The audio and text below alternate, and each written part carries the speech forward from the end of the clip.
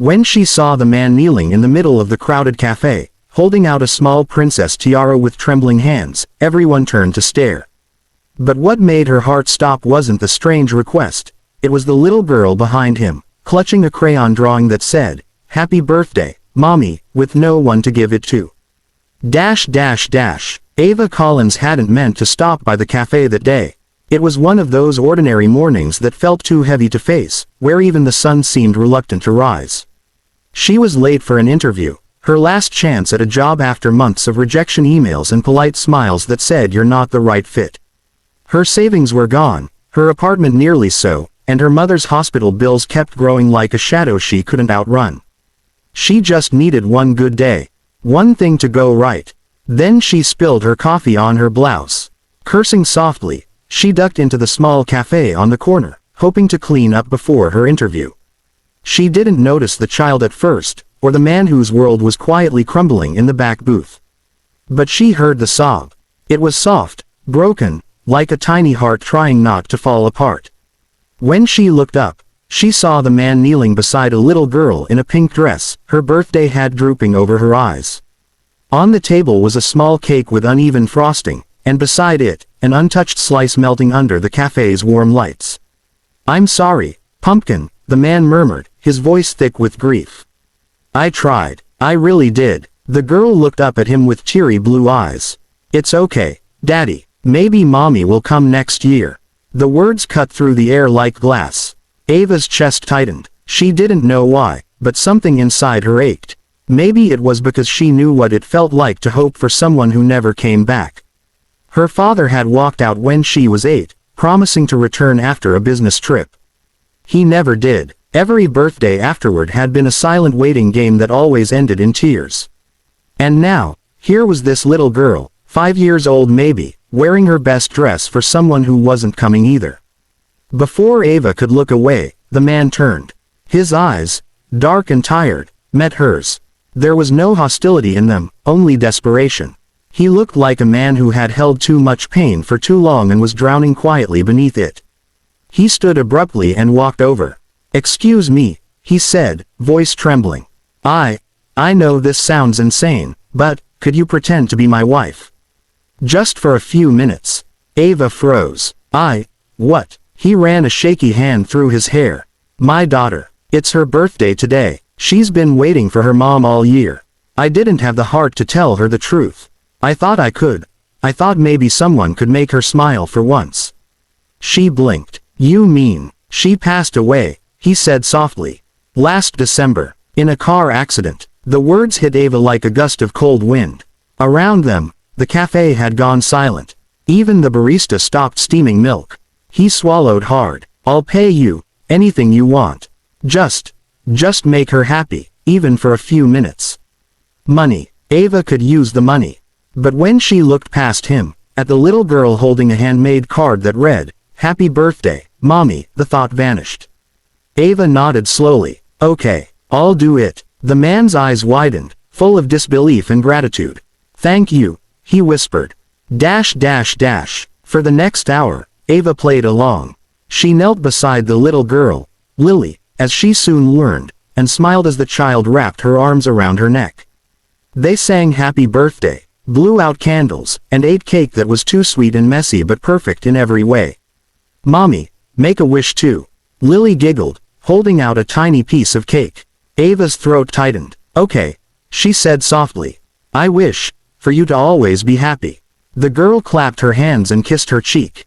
Across the table, the man watched in silence. Ava caught the shimmer of tears in his eyes. When it was over, she stood and whispered to him, "She's beautiful. You're doing great." He looked down, his voice low. "You don't have to be kind. I'm failing her." "No," Ava said firmly. "You're trying. That's what matters." She turned to leave, but Lily grabbed her hand. "Mommy, you'll come to my birthday dinner, right?" Ava froze. "Dinner?" Ethan, he had finally introduced himself, hesitated. "Lily, sweetheart, Mommy might be busy."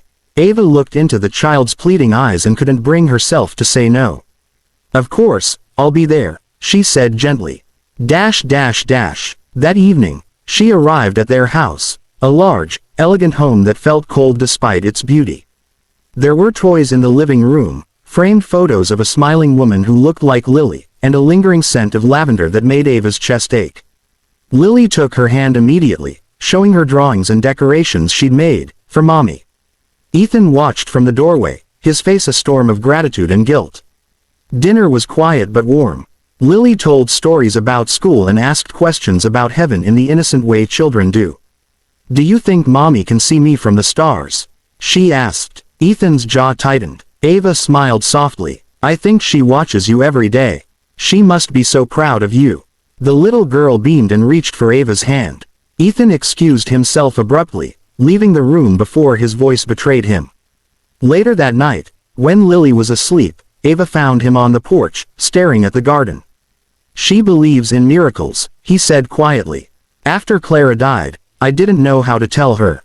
Every time I tried, she'd ask when her mommy was coming back. So I told her, soon." Ava folded her arms. "You were trying to protect her." He gave a humorless laugh.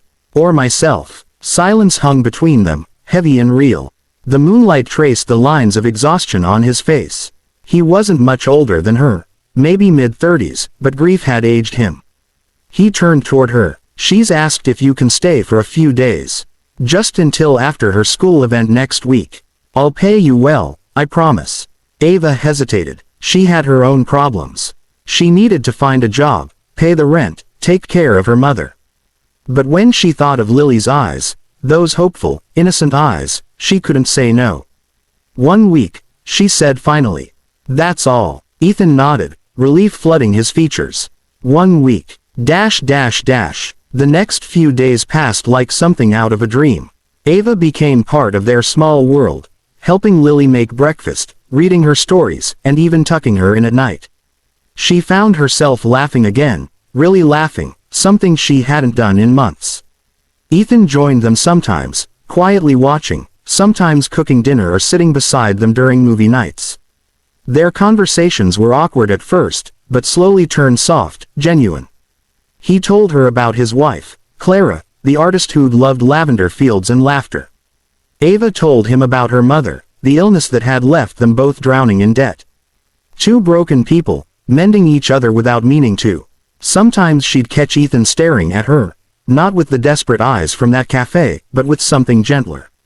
And sometimes, when she looked back, she wondered if pretending to be his wife still felt like pretending. But she reminded herself, it was just for 1 week. On the 6th night, as she was tucking Lily into bed, the child whispered sleepily, "Mommy, will you be here for my school party tomorrow?" Ava hesitated. "Of course, sweetheart." Lily smiled, drifting to sleep with her small hand wrapped around Ava's. When Ava turned to leave, she saw Ethan standing in the doorway, his eyes unreadable. "Thank you," he whispered, "for bringing her back to life." Ava smiled faintly. She just needed someone to remind her how to smile. "We all do." He took a step closer. "You've done more than you think." The air between them shifted, warm, fragile, full of words neither dared to say. But before anything could be spoken, Lily murmured in her sleep, "I love you, Mommy." And Ava's heart cracked wide open. That night, lying awake in the guest room, Ava stared at the ceiling, her thoughts spinning. This had started as an act of kindness, a way to comfort a grieving child, but something had changed. She was part of their story now, whether she meant to be or not. She didn't know what tomorrow would bring, but deep down, she feared the truth. When the week ended, it wouldn't be only Lily's heart breaking. It would be hers, too. When the teacher called her, Mrs. Grant, in front of the parents, Ava's smile froze. Before she could correct her, a sharp, cold voice cut through the air, "That's not Ethan's wife. His real wife died last year." The room fell into silence. Every parent turned, every eye stared, but the only gaze that mattered was Lily's, wide, confused, trembling, her small voice breaking the quiet. "Mommy, what does she mean?" The sound of those words shattered something deep inside Ava. The laughter and music of the school's birthday celebration faded into a blur of murmurs and whispers. Parents exchanged looks. The teacher shifted uncomfortably. And Ethan, his face turned white as a ghost. Before he could speak, the woman who had exposed them, Rachel Meyer, folded her arms with a cruel smirk. I warned you, Ethan. Lying to your daughter won't bring Clara back. Rachel, enough, Ethan said, his voice hoarse but firm.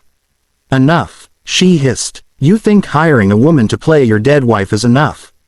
Do you even hear how insane that sounds? Gasps rippled through the crowd. Ava could barely breathe. She wanted to explain, to tell everyone she wasn't some manipulator, just someone who wanted to help, but the words died on her tongue. All she saw was Lily's face, her tiny chest rising and falling too fast, her eyes shining with betrayal. You're not my mommy, Lily whispered, voice trembling. Ava stepped toward her. Lily, sweetheart, listen. But the little girl backed away, shaking her head. You lied to me. Ethan reached for her. Pumpkin, please. No, Lily cried, tears spilling down her cheeks. You both lied. And before anyone could stop her, she turned and ran out of the classroom. Ava's heart dropped. Without a thought, she chased after her, ignoring the disapproving murmurs and pitying glances from the parents. Outside, the air was cold and sharp. She searched frantically until she spotted a small figure curled up behind the playground slide, hugging her crayon drawing, the same one from the cafe. Lily, Ava whispered softly, kneeling beside her. Sweetheart, please look at me. The little girl wouldn't move. Her voice was small, muffled by sobs. You said you'd never leave me. You said we were a family. Ava's throat burned. She reached out, her hand trembling. I never meant to lie to you. Your daddy just wanted you to have a happy birthday. He loves you so much, Lily. More than anything. Then why did you pretend? Lily asked, looking up, eyes glistening with pain far too deep for her age. Ava's vision blurred with tears. Because I wanted to see you smile. I wanted to give you what I never had when I was your age. Someone who made you feel loved, even if it was just for a little while. Lily's lip quivered. I wish you really were my mommy. That was the moment Ava couldn't hold it anymore. She pulled Lily into her arms, holding her tightly. Oh, baby, you don't have to wish. I love you like you were my own. And that will never change. Ever. When Ethan found them a few minutes later, his eyes were red from tears. He stood there, guilt written across his face, his voice barely a whisper. This is my fault. I should never have asked you to do this. Ava shook her head. No, Ethan, you were trying to protect her heart. You're a good father. He gave a bitter laugh. Good fathers don't lie to their daughters. She looked up at him, eyes glistening. Good fathers do whatever they can to keep their children from breaking. You did what you thought was right. For a moment, the three of them just stayed there, silent, broken, but together. That night, Ava packed her things quietly. The house felt different now, colder, emptier, like the warmth they'd built had been nothing more than borrowed light. Lily wouldn't come out of her room. Ethan didn't stop her as she placed her bag by the door. I'll tell her everything, he said finally, his voice flat. The truth this time. Ava nodded slowly. She deserves that. He looked at her then, eyes soft with regret. And what about you? What do you deserve, Ava? She tried to smile, but it didn't reach her eyes. To stop pretending. Ethan stepped forward, his hand twitching as if to reach for her but stopping halfway. You weren't pretending. Not for me. Her heart clenched. Goodbye, Ethan. When the door shut behind her, it felt final. Weeks passed. The world moved on, but Ava couldn't. She tried to focus on work. She'd finally landed a job as an assistant at a small art studio, but every time she saw a child with her mother, her chest ached. At night, she'd think about Lily's laughter echoing through that big house, the sound of Ethan's low voice reading bedtime stories, the way they'd all felt like a family, even if it was built on borrowed time. She told herself it had been for the best. Lies, no matter how kind, always end in pain. And yet, she missed them.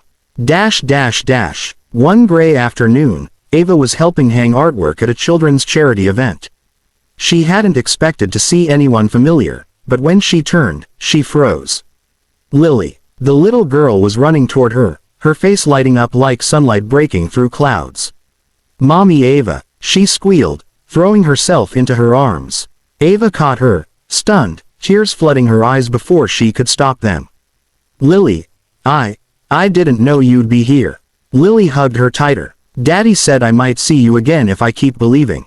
Ava's breath hitched. He did. Before she could process it, Ethan appeared, standing a few feet away. He looked different, stronger, more put together, but his eyes were the same. Full of the same warmth she remembered. I didn't plan this, Ava said softly when their eyes met.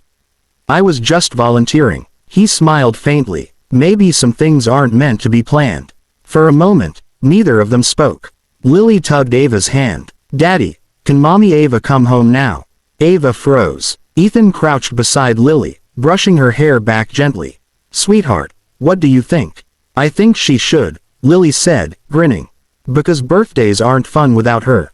Ethan looked up at Ava. His voice was low but steady. She's right. It's been quiet without you. Ava shook her head. Ethan, we both know what happened. People won't understand. I don't care what people understand, he interrupted softly. You came into our lives when we were falling apart. You didn't just make my daughter smile. You brought her back to life. You brought me back. Ava blinked away tears. Ethan, that week, it was supposed to be pretend. He stepped closer. Maybe it started that way. But tell me, was any of it fake? The laughter, the late night talks, the way Lily clung to you, the way my heart felt whole again when you were near. Her breath caught. No, he smiled through the tears forming in his eyes. Then stay. Don't run this time. Not for her, not for me, for us. Lily looked between them, eyes wide with hope. Does this mean we're a real family now? Ethan nodded, his voice breaking as he whispered, yes, sweetheart. A real family. Ava covered her mouth, tears streaming freely now. Ethan reached for her hand, and for the first time, she didn't pull away. A year later, the grand house was no longer silent. Laughter filled every corner, soft, chaotic, alive. Ava was in the kitchen, helping Lily frost her birthday cake. Ethan came in, flour on his sleeves, pretending to steal a spoonful of icing. Daddy, Lily giggled. Mommy Ava said no stealing before dinner. He chuckled and kissed Ava's cheek. Mommy Ava says a lot of things. Ava laughed, wiping icing on his nose. And you never listen. When Lily blew out her candles that night, she closed her eyes tightly. I wish Mommy Ava never leaves again. Ava smiled, brushing a strand of hair from her face. That wish already came true. Ethan wrapped his arm around her, watching their daughter's smile glow in the candlelight. You know, he whispered, it all started with a lie. Ava leaned her head against his shoulder. Maybe, but some lies lead us to the truth we were too scared to believe in.